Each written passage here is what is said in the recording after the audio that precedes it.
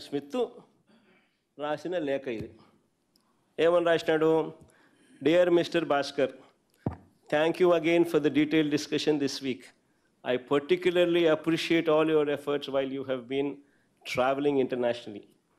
In order to ensure clear coordination on all matters related to the land preparation and allotment, we would like to authorize Mr. Sanjay Bhutani of Adani to serve as an authorized point of contact with the Andhra Pradesh government in preparation for the land allotment. As shared with you previously, to facilitate the land allotment process, please see the attached details of the relevant Adani entities that we are authorizing to be used for the formal allotment process for each of the 3 site locations. దాని అర్థం, అదానీ ఇన్ఫ్రాకు సంబంధించిన 3 కంపెనీలకు land allotment చేయమని Google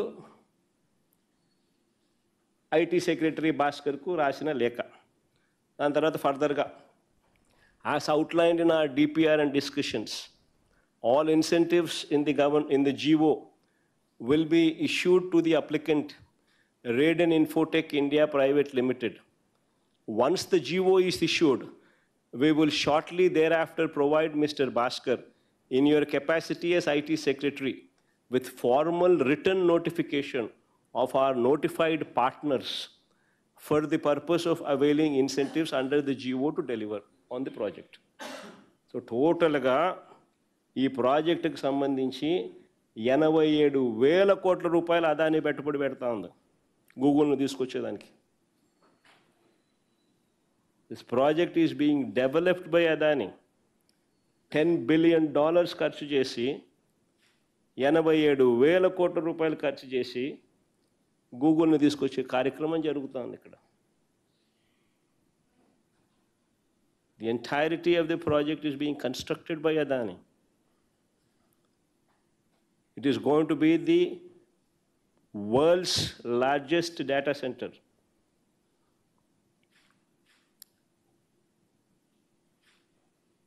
Spending 87,000 crores, $10 billion.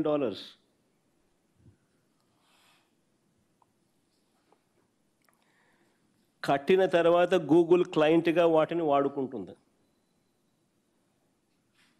ఈ data centre, నేను ఇంతకుముందు అన్నా కదా, కేబుల్ రావాలా, డేటా సెంటర్ కావాలా, కట్టాలా, అప్పుడు గూగుల్ వస్తుంది.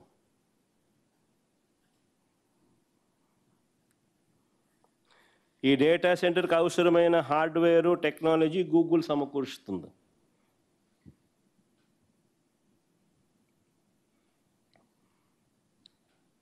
నిజంగా ఇలాంటి డేటా సెంటర్ను మన దేశానికి చెందిన అదానీ లాంటి గొప్ప కంపెనీ కడుతుందని గొప్పగా గర్వంగా చెప్పుకోవాల్సింది పోయి, నిజంగా చెప్పుకోవాలి కదా, 87,000 కోట్లు ఎవడు పెడతాడండి? $10 బిలియన్ తీసుకొచ్చి ఇక్కడ పెట్టి ఇంత కష్టపడి సింగపూర్ గవర్నమెంట్ నుంచి కేబుల్ తిప్పించి, కేంద్ర ప్రభుత్వము, సింగపూర్ గవర్నమెంటు, వైఎస్ఆర్సీపీ గత ప్రభుత్వము 87,000 కోట్ల పెట్టుబడి ఇన్ని పెట్టిన తర్వాత గూగుల్ వస్తుంది. క్రెడిట్ అనేది ఎవరికి ఇవ్వాలా? కనీసం అదాని 87,000 కోట్లు పెడతా ఉన్నాడు, గూగుల్ని తెస్తా ఉన్నాడు, థ్యాంక్ యూ అని చెప్పినాడు కనీసం చంద్రబాబు నాయుడు అనే వ్యక్తి. క్రెడిట్ ఇచ్చినాడా కనీసం?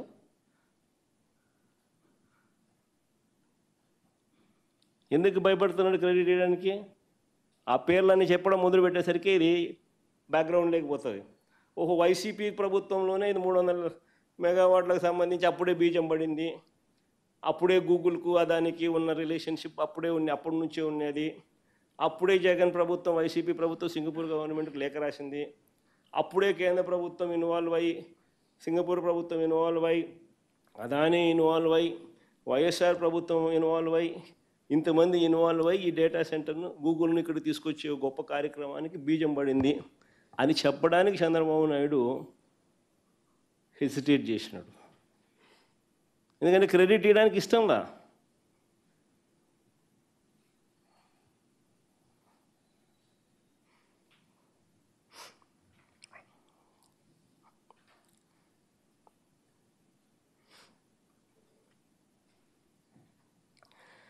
ఇక్కడ మరో కీలకమైన విషయం చెప్పాలి. ఇక్కడ వెరీ వెరీ ఇంపార్టెంట్ విషయం ఇది. ఈ డేటా సెంటర్లో అతి ముఖ్యమైన అంశం సముద్ర గర్భంలో వేస్తూ ఉన్న కేబుల్. ఇది అతి ముఖ్యమైన విషయం. Subsea cable. సింగపూర్ విశాఖపట్నం 3,900 కిలోమీటర్లు. ఈ 3,900 కిలోమీటర్ల మేర వైజాగ్కు కేబుల్ వేయాలా? అదానీ డేటా సెంటర్ ఏర్పాటులో భాగంగా ఈ కేబుల్ తీసుకొని రావాలి. ఇందులో కేంద్ర ప్రభుత్వం, అప్పట్లో వైఎస్ఆర్సీపీ ప్రభుత్వం, సింగపూర్ ప్రభుత్వం వీళ్ళందరూ ఇన్వాల్వ్ అయి ఉంటేనే, గూగుల్ వీళ్ళందరూ ఇన్వాల్వ్ అయి ఉంటేనే ఈరోజు ఇది జరుగుతూ ఉంది. చాలా చాలా ఇంపార్టెంట్ విషయం ఇది. ఇప్పుడు అంతా అయిపోయిన తర్వాత ఈయన సుందర ముఖార విందాన్ని చూసి గూగుల్ వచ్చేసినట్టుగా ఆయన బిల్డప్ ఇచ్చేసేయడము, అసలు మిగిలిన వాళ్ళందరూ చేసిన కృషిని అసలు పూర్తిగా అసలు సైడ్ లైన్ చేసేయడము. పాపం 87,000 కోట్లు పెట్టుబడి పెడతాడు ఆయన. పాపం $10 బిలియన్ పెట్టుబడి పెడతాడు. ఆయనను కూడా కనీసం వాళ్ళ అకేషన్లో ఆయన కూడా లేడు. వాళ్ళు ఆయన ట్వీట్ చేసినాడు. ఏ స్టేజ్కి దిగి జారిపోయినాడు. ఇట్లా చేసినాడు కాబట్టి అదాని ట్వీట్ అది.